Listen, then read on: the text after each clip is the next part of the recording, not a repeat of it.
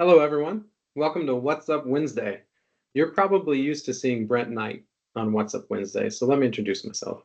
My name is Jacob Zollinger, and I joined the ISS team in February 2024 in the role of Vice President of Operations. Brent and Melinda asked me to jump in and fill some of their shoes in those What's Up Wednesdays.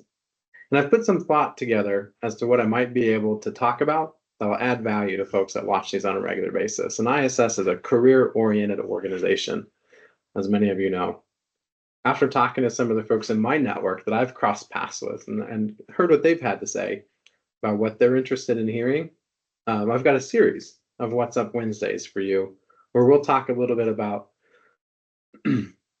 how to plan your career, have a strong career plan, and chart your own course across the entire breadth of your career. I'm happy to be here for you, and I hope you enjoy it. So let's jump into it. What I've noticed in my own career and career people in my network that I really admire is that career planning is more than just figuring out what your next job is going to be, or more than maybe what the promotion from your current role might be. It's about envisioning your long-term professional growth. And I think there's a few things that everybody should consider. So on this first What's Up Wednesday of the series, I'll lay that out for you, and then we'll dive into detail about them as we move forward. So those four things, first and foremost, let's start with number one. You really need to take time to understand yourself. Make sure that you know and have reflected on what your strengths, skills, values, and even your weaknesses are. Figure out what really motivates you to get up every day, go to work, and enjoy what you're doing. Know what you're passionate about. And if you can align those things with your career goals, that alignment is going to help you have a leg up on the competition in terms of having a long, satisfying career. Second in this series, I'll talk about setting some career goals that are realistic. How exactly can you think about breaking up your short and long-term career milestones into goals that help you track progress in some sort of a career plan? We'll talk about that in detail. Third, we'll talk about knowing your industry, understanding the trends, career growth opportunities, challenges, etc., in the field that you're really interested in.